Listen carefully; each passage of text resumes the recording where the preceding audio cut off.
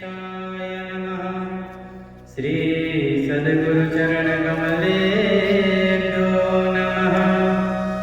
वर्णानामरसंघानां रसानां छन्दसामपि मङ्गलानां च कर्तारो वन्दे वाणी विनायको।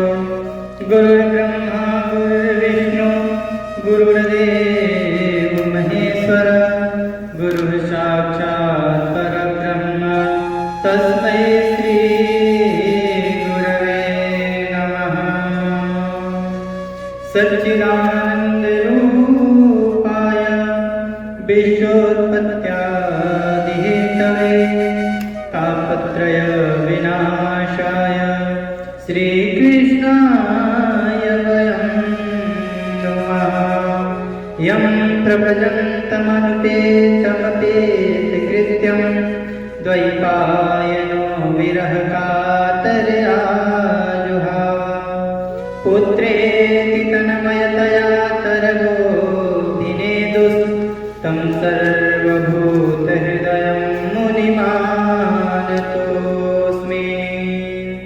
बोलिए सच्चिदानंद भगवान की, भागवत महापुराण की जय।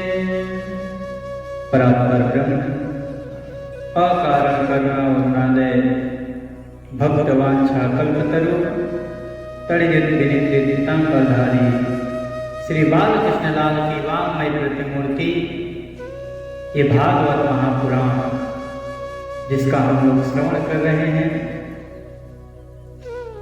कल के प्रसंग में आप लोगों ने श्रवण किया कि नारद जी युधिष्ठिर जी को ज्ञानोपदेश, धर्मोपदेश और वैराग्य का उपदेश कर रहे हैं। युधिष्ठिर जी शिशुपाल के पूर्व जन्म के चरित्र को सुनकर के उनसे प्रश्न किया कि मानव के लिए क्या धर्म है, क्या करने से मनुष्य उत्तम गति को प्राप्त होगा, और यहाँ पर रहते हुए भी किस प्रकार से वह भगवान के चरणों में प्रेम कर सके, भगवान की भक्ति में लग सके, इसका कोई उपाय बताए। मनुष्यों को क्या करना चाहिए? ये जो चार वर्ण हैं, उन चारों वर्णों का धर्म क्या है? चार आश्रम हैं, उन आश्रमों का धर्म क्या है? हम लोगों ने चारों वर्णों का विस्तृत रूप से व्याख्यान सुना। हम लोगों ने तीन जो आश्रम हैं, उन तीन आश्रमों का भी व्याख्यान श्रवण कर लिया है। सबसे पहले आता है ब्रह्मचर्य आश्रम, उसके बाद गृहस्थ, उसके बाद वानप्रस्थ, उसके बाद संन्यास। परंतु इसमें नारद जी सबसे पहले ब्रह्मचर्य आश्रम के बारे में बताए, उसके बाद गृहस्थ आश्रम को नहीं बताया, उसके बाद वानप्रस्थ आश्रम को बताए, फिर संन्यास आश्रम को बताए, और फिर बाद में गृहस्थ आश्रम को बताए। गृहस्थ आश्रम को क्यों बताए पर बाद में? कहते हैं कि सभी आश्रम अपने में पूर्ण हैं, सभी आश्रमों की महत्ता अपने आप में श्रेष्ठ है, परंतु जो गृहस्थ आश्रम है उसकी महत्ता तो किसी से तुलना की जा नहीं सकती है। सर्वश्रेष्ठ कोई आश्रम बताए हैं तो गृहस्थ आश्रम। क्यों महाराज इन चारों में गृहस्थ आश्रम को क्यों बताए हैं? ऐसे देखा जाए तो सबसे अच्छा तो संन्यास आश्रम है, ब्रह्मचर्य आश्रम है उससे अच्छा। वानप्रस्थ घर को त्याग के परमात्मा में लीन होना, परमात्मा में लग जाना, ये सब आश्रमों को उत्तम ना बता करके और गृहस्थ आश्रम को उत्तम बता रहे हैं। गृहस्थ आश्रम में तो अपने परिवार का देख रेख यही सब तो करना होता है, तो ये क्या उत्तम है? संसारिक वस्तुओं में लगना, संसार के प्रपंच में लगना, ये क्या श्रेष्ठ है? नारद जी कहते हैं कि हाँ, ये श्रेष्ठ है। क्यों श्रेष्ठ है? ये इसलिए श्रेष्ठ है कि एक गृहस्थ आश्रम ही ऐसा आश्रम है जिसके संरक्षण में ये तीनों आश्रम चलते हैं। तीनों आश्रमों को चलाने वाला ये गृहस्थ आश्रम ही है। यदि गृहस्थ आश्रम में संतान उत्पत्ति न किया जाए तो संतान ब्रह्मचर्य आश्रम में कैसे जाएगा? ब्रह्मचारी लोग जो होते हैं वो भिक्षा मांगने कहाँ जाते हैं? किसी और के पास थोड़ी जाते हैं, गृहस्थियों के पास ही जाते हैं। ब्रह्मचारियों का भी पेट गृहस्थियों से भरता है, वानप्रस्थियों का भी पेट गृहस्थी भरते हैं और सन्यासियों का भी पेट गृहस्थी भरते हैं। इसलिए गृहस्थी सबसे उत्तम माना गया है। कहते हैं कि चारों आश्रमों में यदि कोई नींव है तो गृहस्थ आश्रम। तो कहते हैं कि क्या गृहस्थ आश्रम वाले या गृहस्थ में जो रहते हैं वो भी मोक्ष प्राप्त कर सकते हैं? बोले कि हाँ, वो भी मोक्ष प्राप्त कर सकते हैं। अब हम वही प्रसंगों को श्रवण करेंगे, किस प्रकार से गृहस्थों के लिए भी मोक्ष धर्म बताया गया है। नारद जी कहते हैं युधिष्ठिर, कुछ ब्राह्मणों की निष्ठा कर्म में, कुछ की तपस्या में, कुछ की वेदों की स्वाध्याय में और कुछ की निष्ठा इन शास्त्रों के प्रवचन में, कुछ की आत्मज्ञान के संपादन में तथा कुछ की योग में होती है। सबकी निष्ठा एक जैसी नहीं होती। कोई चाहता है कि मैं उस परमेश्वर को प्राप्त करूं, कोई चाहता है कि मैं इन वेदों को पढ़ करके इस संसार में जो लोग भटक रहे हैं उनको सन्मार्ग दूं। कोई चाहता है कि मैं जीवन भर स्वाध्याय ही करते रहूं जिससे मेरा आत्मबल पुष्ट हो, आत्मज्ञान पुष्ट हो। कोई चाहता है कि मैं प्रवचन द्वारा लोगों का कल्याण करूं। कुछ लोग चाहते हैं कि मेरे आत्मज्ञान मेरे हृदय में संपादन हो। कुछ लोग चाहते हैं कि मैं योगी बनूं। सभी ब्राह्मणों की निष्ठा अलग अलग होती है और गृहस्थ पुरुष को चाहिए कि श्रद्धा पूर्वक उन ब्राह्मणों की सेवा करें। गृहस्थ आश्रमों में रहने वाले को श्राद्ध और देव पूजा के अवसर पर अपने कर्म का अक्षय फल प्राप्त करने के लिए ज्ञाननिष्ठ पुरुषों को ही हव्य कव्य का दान करें। नारद जी कह रहे हैं कि गृहस्थ आश्रम वाले कैसे मोक्ष को प्राप्त करेंगे। तो गृहस्थ आश्रम वालों को ये नहीं कि जब मन में आया, जो मन में आया वही दान कर दिए, जब हाँ मन में आया वही दान कर दिए, जिस दिन मन में आया उसी दिन दान कर दिए, जिसको आया उसी को कर दिए, ऐसा नहीं। नारद जी कहते हैं कि गृहस्थ आश्रम में रहने वाले श्रेष्ठ जनों को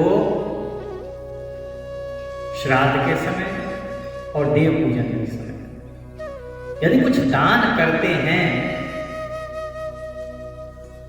तो योग्य, जो दान देने के योग्य हो उसी को दान देना चाहिए। आप लोगों ने ये 2-3 बातें श्रवण की होंगी। एक चीज हो गया दान, दूसरा हो जाता है दक्षिणा और तीसरा हो जाता है मजदूरी। इन तीनों में पैसे दिए जाते हैं, कुछ ना कुछ किसी को दिए जाते हैं। इन तीनों में अंतर है और थोड़े बहुत अंतर नहीं है, इसमें जमीन आसमान का अंतर। अब कहते हैं कि दक्षिणा क्या है और दान क्या है। यदि कोई अनुष्ठान हमारे यहाँ आकर के कोई विप्र कर रहा है तो उसको जो हम धन देंगे या कुछ मूल्य देंगे तो क्या है? वो दान है या दक्षिणा है या उसकी मजदूरी है? वो उसने किया है तो उसकी मजदूरी। कोई यदि काम करे और उसके बदले में हम उसको कुछ धन दे तो मजदूरी हुई। तो ब्राह्मण देवता आकर के सुबह से लग करके शाम तक आपके पूजन पाठ करते हैं, वेदी बनाते हैं, तो क्या वो देते हैं? तो क्या उनकी मजबूरी है? वो क्या मजदूरी है उनकी, या दक्षिणा हुई, या हम उनको दान कर रहे हैं? लोग सोचते हैं कि पंडित जी ने पूजा की है तो मैं इनको दान दे रहा हूं। वो दान नहीं है, वो तो उनकी दक्षिणा है। हाँ, यदि वही पूजन से पूर्व, मैं इसके बार बार व्याख्या पिछले पहले भी किया हूं, यदि पूजन से पूर्व ही ये फोन पे निर्धारित हो जाए कि हमें सत्यनारायण भगवान की कथा के 1100 रुपये चाहिए और कथा करने के बाद पंडित जी को 1100 रुपये देते हैं, तो वो तो उनकी मजदूरी हो गई। आप उनकी मजदूरी दी, क्योंकि पंडित जी ने मांगा है, मांग लिए तब तो मजदूरी हो गई कि हम ये काम कर रहे हैं, आप मेरा मजदूरी दीजिए। दक्षिणा क्या हो? महाराज, हमने पंडित जी को आदर से बुलाया, पंडित जी हमारे यहाँ ये पूजन करना है, पंडित जी आदर के साथ आए, हम उनका सेवा भाव करते हुए, सत्कार करते हुए और पूजन को समापन की ओर ले जा करके भोजन सुंदर करा करके वस्त्राभूषणों के साथ उनको जो भी श्रद्धा हुई, जो द्रव्य देनी है, वो दक्षिणा। दक्षिणा मांगने की वस्तु नहीं है, दक्षिणा मांगने की वस्तु नहीं है। दक्षिणा तो दी जाती है, दक्षिणा कहीं मांगा तो नहीं जाता है, मजदूरी मांगा जाता है। अब दान क्या है? तो दान में यदि कोई, वही बोल रहे हैं कि दान योग्य व्यक्ति को देना चाहिए, दान देने का अधिकार कौन है? हम लोगों ने पहले श्रवण किया कि ब्राह्मणों के सड़कर्म में स्वाध्याय करना, स्वाध्याय कराना, दान लेना, दान देना, यज्ञ करना, यज्ञ कराना, इच्छे करना। और वहीं इनमें से एक कर्म हटा दिया जाए, दान लेने का कर्म, तो वो क्षत्रियों का कर्म हो गया। तो दान लेने का अधिकारी कौन है? ब्राह्मण। वो भी कोई भी ब्राह्मण नहीं, ये नहीं कि कोई भी ब्राह्मण उसको दे दी, नहीं तो आप कोई भी ब्राह्मण का बच्चा भी होगा उसको दे दी, ठीक है, ब्राह्मण का बच्चा ब्राह्मण श्रेष्ठ है, परंतु दान उसी को दिया जाए जो द्विज यानी कि जो यज्ञोपवीत धारण किया हो, जो नित्य संध्योपासन करता हो। क्योंकि दान को पचाना इतना आसान नहीं है। किसी का यदि हम धन देते हैं तो उसका तो भुगतान करना पड़ता है। उसका भुगतान कैसे करते हैं महाराज? तो अपने अंदर क्षमता हो उसके लिए, उस दान लेने की क्षमता हो। गायत्री जप से उस दान का प्रभाव मिट जाता है, तो जो लेने वाला है उसके ऊपर कोई अपराध नहीं है। कहीं कोई ब्राह्मण कुल में जन्म लिया हो, शराब मदिरा पीता हो, आप उसको दान दे दीजिए, फिर देखिए आपका कैसा क्या हाल होते हैं आपके दिए हुए दान का वो क्या करेगा? उसी में लगाएगा जो कर्म करता है।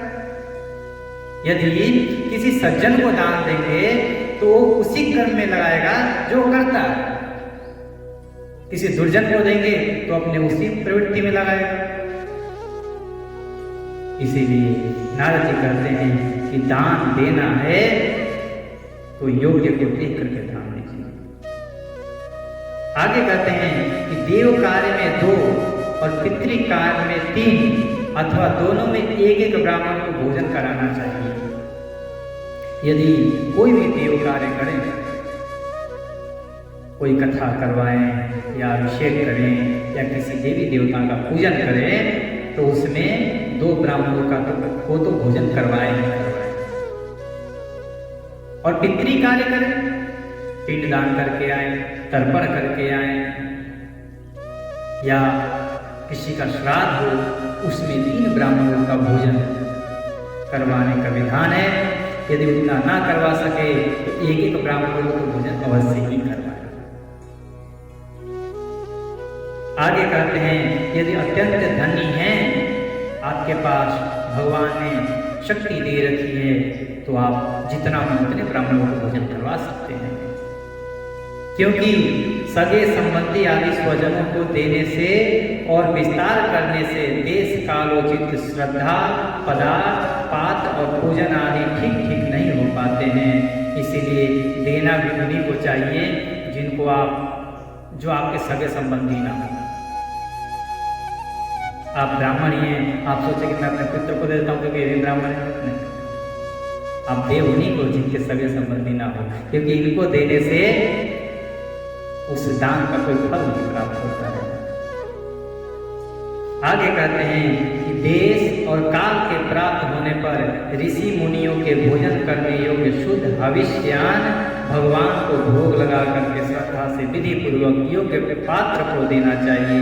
वह समस्त कामनाओं को पूर्ण करने वाला और अक्षय होता है। जो दान योग्य व्यक्ति को दिया जाता है, वो दान कभी क्षय नहीं होता, उस दान का कभी नाश नहीं होता, उसका फल कभी ना कभी जरूर मिलता है। वो आपके पुण्य कर्मों में लिखा जाता है कि इन्होंने दान दिया। आप उस समय में बिना समय के और बिना पात्र के अगर किसी को दान दे देते हैं तो उसका कोई फल नहीं है।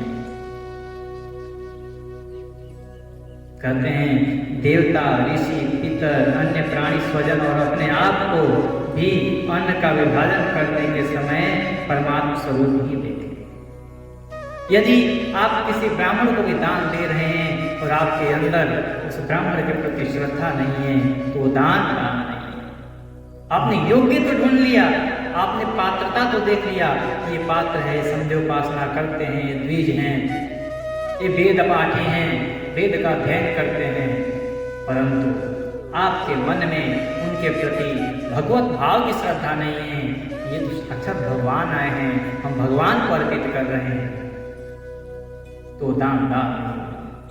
यदि आप स्वयं भोजन कर रहे हैं या फिर कुछ स्वयं को भोग लगा रहे हैं, यदि आपके अंदर उस परमात्मा का स्मरण नहीं आया कि मेरे अंदर में वो परमात्मा बैठा हुआ है, मैं उसी परमात्मा को भोग लगा रहा हूँ, फिर वो भोग नहीं होगा।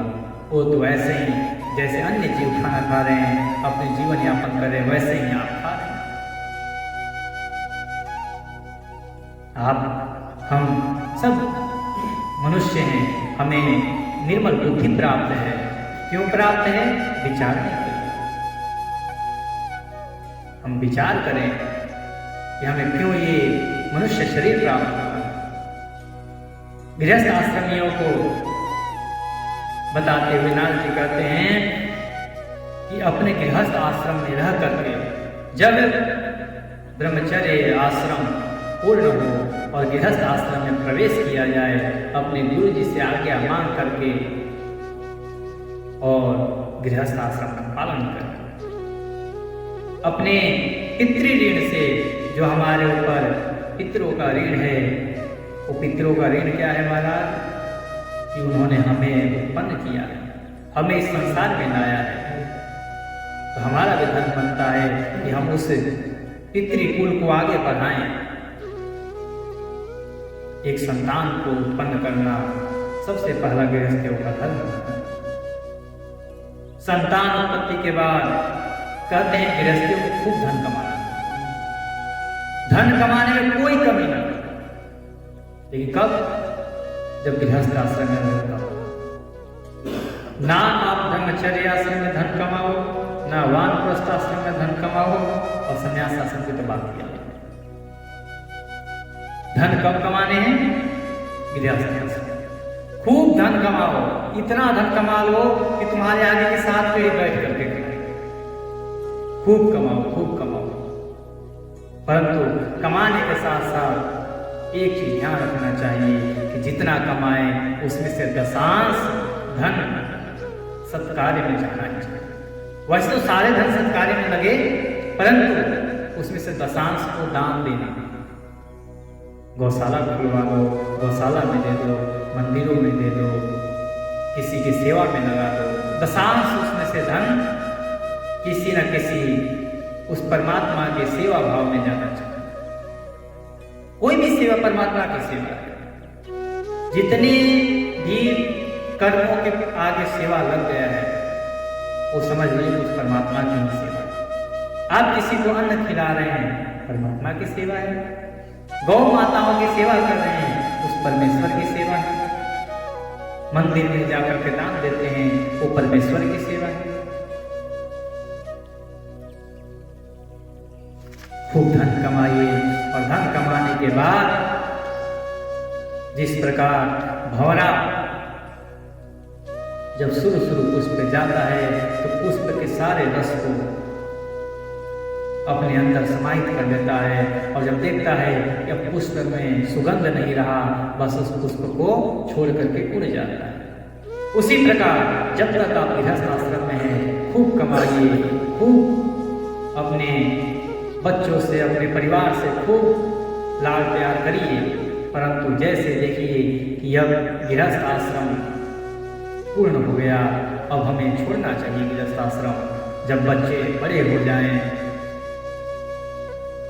तो बस छोड़ करके और वानप्रस्थी बन जाएंगे। फिर यदि गृहस्थ में रहे आप, फिर यदि घर में रहे तो वही होगा जो आजकल हो। बच्चों की पत्नियां आने के बाद घर में माता पिता का क्या दुर्दशा हो रहे हैं आजकल देखने को प्राप्त होते हैं। कहते इसीलिए तो हमारे शास्त्रों में ये धर्म बताए गए हैं। ये धर्म है कि आप बस गृहस्थ आश्रम हुआ, 50-55 हुआ, बस निकल जाओ घर से। जब आप पहले ही निकल जाओगे तो फिर बच्चे धक्के मार के नहीं निकालेंगे। आराम से रहो, मौज से रहो, और कहीं नहीं जाना तो हरिद्वार में इतने सारे आश्रम हैं, किसी भी आश्रम में रह जाओ। कहते हैं कि सन्यासियों का यही धर्म है। धर्मात्मा पुरुष निर्धन होने पर भी धर्म के लिए अथवा शरीर निर्वाह के लिए धन प्राप्त करने की चेष्टा न करे। जब कोई धर्मात्मा पुरुष है, यदि वो निर्धन भी है तो अपने शरीर निर्वाह के लिए धन प्राप्त न करे कि मेरा शरीर चले, मैं खाऊं पीऊं मौज करूं। क्योंकि जैसे बिना किसी प्रकार की चेष्टा किए अजगर की जीविका चलती है, वैसे ही निवृत्ति परायण पुरुष की निवृत्ति ही उसकी जीविका का निर्वाह करते हैं। यदि कोई संन्यास ले लिया है और फिर भी चाह रहा है कि नहीं मेरे पास धन हो, मेरे पास खूब धन हो, खूब ऐश्वर्य हो, वो अपने ही मार्ग पे रहे, संन्यास मार्ग पे, संन्यास मार्ग पे रहे। जो देने वाला तो खुद दे देगा, उसको उसमें प्रवृत्त होने की आवश्यकता नहीं है। जो सुख अपनी आत्मा में रमण करने वाले निष्क्रिय संतोषी पुरुषों को मिलता है, वह उस मनुष्य को भला कैसे मिल सकता है जो कामना और लोभ से धन के लिए केवल भटकते रहता है, हाय ये मिल जाए, ये मिल जाए, ये मिल जाए। लोभ किसका मारा? जब हमारे पास कुछ नहीं था, जब हम कुछ खा नहीं पाते थे तो क्या था? दूध पिलाया जाता था। जब दूध पीने लगे तो अन्न खिलाया जाता था। अन्न खाने लगे तो उसके बाद फिर आगे अवस्था ढलती गई, फिर अन्न छूटते गया, फिर दूध पे आ गया। अवस्था फिर वहीं आ रही है, घूम फिर के। ये गोल कहते हैं ना कि संसार पूरा गोल है, घूम के फिर हमें वहीं आना है। इसीलिए हाय हाय ना करें कि हमें ये मिल जाए, हमें वो मिल जाए। जो है वो सबसे उत्तम, जो इस समय हमारा चल रहा है सबसे उत्तम समय चल रहा है। क्या चाहिए हमें? यहाँ बैठ करके शांति से कथा श्रवण के अवसर प्राप्त हो रहे हैं, भजन करने के अवसर प्राप्त हो रहे हैं, संकीर्तन करने के अवसर प्राप्त हो रहे हैं, और क्या चाहिए? लोग तो जल्दी किसी का मरता नहीं, हम लोग करते गए, बस बढ़ता रहा। हम रास्ते से आज पैदल गए, आगे देखे कोई साइकिल से जाता है, हमने सोचा यार काश ये साइकिल मेरे पास होता तो मैं भी जल्दी पहुंचता। चल फिर साइकिल के लिए हम लोग प्रयत्न करने लगे, हमें साइकिल लेना है। साइकिल लिए, साइकिल लेने के बाद चला रहे थे, एक देखा बाइक वाला आया, 100 की स्पीड में भगा दिया आगे। साइकिल 10 की स्पीड में और बाइक भगा रहा है 100 की स्पीड में। फिर हमें लगा यार इससे अच्छा तो ये है, ये बाइक चला रहा है। अब बाइक पे हमारा मन लग गया। ये वास्तविक बात है, ये हम खुद देखें, हम भी पहले पैदल चल रहे थे, साइकिल लिए, फिर बाइक लिए, फिर बाइक के लिए परिश्रम करें। परिश्रम करते करते हाय हाय करते करते 2 साल 4 साल 5 साल लगाए बाइक लिए। बाइक चला रहे थे कि देखे कि एक कार वाला चला रहा है, हम 100 की स्पीड चला रहे हैं, 150 की स्पीड में भाग रहा है। फिर मन किया कार ले, कार के लिए फिर प्रयत्न, कार पे जा रहे थे तब देखे किसी एक सड़क से उड़ रहा है। अब मन किया कि उस पर चलेंगे, अब वो लेंगे। फिर कुछ और प्रयत्न किए, फिर उस पर पहुंचे। जब उस पर पहुंचे तब पता चला कि हम तो संसार को छोड़ दिए। हम इससे अपने ये जो हमारा खुशहाली जीवन नीचे बीत रहा था, लोगों से मिलना, राम राम करना, सीताराम करना, वो सब तो कुछ नहीं है। अब केवल हम ऊपर चल रहे, वही अकेले बैठे हुए हैं ऊपर, ना किससे कुछ बोल सकते हैं, ना किससे कुछ कर सकते हैं। और नीचे वाले को कुछ हुआ तो शायद एक्सीडेंट से बच भी जाते हैं, ऊपर वाले गिरते तो फिर बचते भी नहीं। लोभ किसी का बंद नहीं हुआ। तब कब पता चलता है कि हमें लोभ हो रखा है? जब हम अपने पूर्व जो पहले का था जीवन, उस जीवन को देखते हैं, तब पता चलता है कि हमें लोभ कहाँ तक गया है। कहते हैं कि गृहस्थियों को लोभ नहीं करना चाहिए, जो मिले उसमें संतोष करके और आगे प्रयत्न करते, प्रयत्न को रोको। न जाने क्यों मनुष्य केवल जल मात्र से ही संतुष्ट रहकर अपने जीवन का निर्वाह नहीं कर लेता, अपितु रसेंद्रिय और जनेन्द्रिय के फेर में पड़कर वह बेचारा घर की चौकसी करने वाले कुत्ते के समान हो जाता है। जो ब्राह्मण संतोषी नहीं है, इंद्रियों की लोलुपता के कारण उसके तेज, विद्या, बुद्धि, विवेक सब नष्ट हो जाते हैं। ब्राह्मणों का धन है, मैंने आप लोगों से पहले ही बताया कि ब्राह्मणों का कुछ आभूषण है, वो संतोष। किसी का भी यदि उसके अंदर संतोष है तो पूरे तीनों लोगों का स्वामी। एक संतोषी सुदामा जो परमात्मा श्री कृष्ण का मित्र होकर के भी 5 घर पे भिक्षा मांगते हैं, अपने वैदिक नियम के अनुसार अपना जीवन का यापन करते हैं। सुदामा भिखारी नहीं थे, सुदामा भिक्षु थे। भिखारी और भिक्षु में बहुत अंतर है। ये आप लोग जब शाम को जाते हैं या गीता करते हैं, वहां के भी जो गीतानंद जी भिक्षु जी महाराज, वो अपने आगे भिक्षु लगाते थे। क्या वो भिखारी थे? उनका एक प्रसंग आता है कि वो जब नए नए हरिद्वार में आए थे तो एक जगह, जैसे भंडारे चलते रहते हैं हरिद्वार में, तो एक जगह भंडारे में लाइन में लगे। तो सेठ जी देखे कि लाइन में लगे हुए हैं, उनको धक्का लगे, चल भिखारी हट, यहाँ संतों के लिए भोजन है, भिखारियों के लिए नहीं। उन्होंने कहा मैं भिखारी नहीं हूं, मैं भिक्षु। मैं भिखारी, मेरे को भिखारी मत समझो, मैं भिक्षु हूं। और आज वहीं महाराज जी की कृपा है कि आज कई संत वहां पर भोजन करते हैं। सुदामा जी भिक्षा प्रवृत्ति के थे, भिक्षा मांग करके भोजन करते थे। हम लोगों ने पहले इस भागवत के महात्मा ने श्रवण किया। आत्मदेव जी का चरित्र ध्यान करिए, गोकर्ण जी के पिताजी, धुंधकारी के पिताजी। आत्मदेव जी के पास पूरी संपत्ति थी, बहुत धनवान थे, परंतु भिक्षा प्रवृत्ति के थे। वो भिक्षा मांग करके लाकर भोजन बनाते थे और स्वयं पाते थे उसको।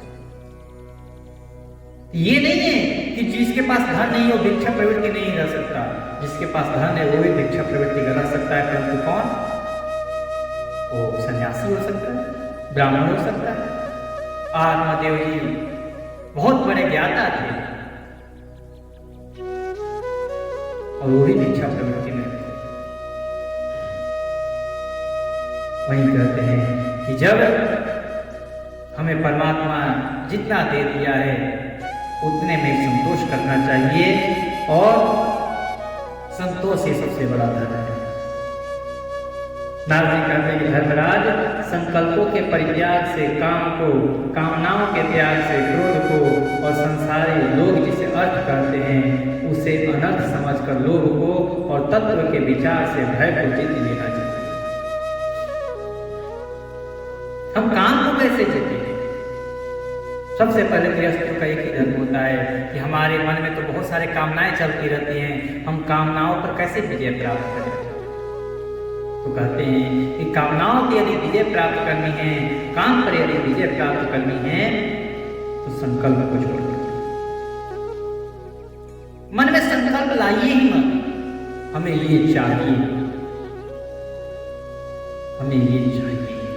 जब ये ला देते हैं तो बस वही काम उत्पन्न कर देता है, और जब काम उत्पन्न कर देता है तो काम से क्या उत्पन्न होता है? जब कामना पूर्ति ना हो तो क्रोध तो अपने आप ही आ जाए। यदि क्रोध को समाप्त करना है तो काम को त्यागो, काम को समाप्त करना है तो संकल्प को त्यागो। यानी सबका निष्कर्ष एक ही है कि मन में किसी प्रकार का ऐसा सांसारिक संकल्प न बनाइए। संकल्प बनाना है तो उस परमेश्वर की प्राप्ति का संकल्प बनाइए। हमें चाहे किस भी हालत से गुजरना पड़े, चाहे कैसी भी परिस्थिति आ जाए, हम प्राप्त करेंगे तो उस परमेश्वर को ही प्राप्त करेंगे। आत्मविद्या से शोक और मोह पर विजय प्राप्त किया जा सकता है। संतों की उपासना से जो हमारे अंदर अभिमान पर भर जाता है, उस अभिमान से यदि छुटकारा पाना है तो संतों का संग है। बड़े बड़े अभिमानियों का संत मोह को समाप्त किए हैं। बहुत लोग अपने आप को अभिमान दिखाते हैं। गरुड़ जी को देख लीजिए, अभिमान हो गया था, मैंने राम जी के बंधन को काटा है। शिव जी ने कहा तुम्हारे बस की बात नहीं कि तुम काट सकते हो। ऐसे दम्भ को अगर समाप्त करना है तो संतों का संग लीजिए, और अपने जो हमारे शारीरिक दुख हैं और जो हमारे यदि किसी शरीर में पीड़ा है या किसी के वचनों से हमारे इस मन को ठेस पहुंचता है, तो उससे कैसे बचे महाराज? उसका एक ही उपाय है मौन। मौन रहिए, सभी समस्याओं का हल। मौन का मतलब ये नहीं कि चुप रहना, दिन भर ऐसे करना, ये नहीं। मौन का मतलब मौन। मनन करो दीदी मन, जो मनन करे, मनन करे। मनन किसका करे महाराज? उस परमेश्वर का करे।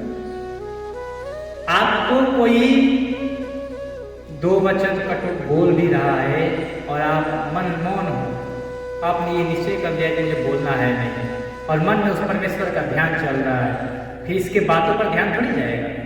आज जब बातों पर ध्यान नहीं जाएगा तो क्रोध आएगा।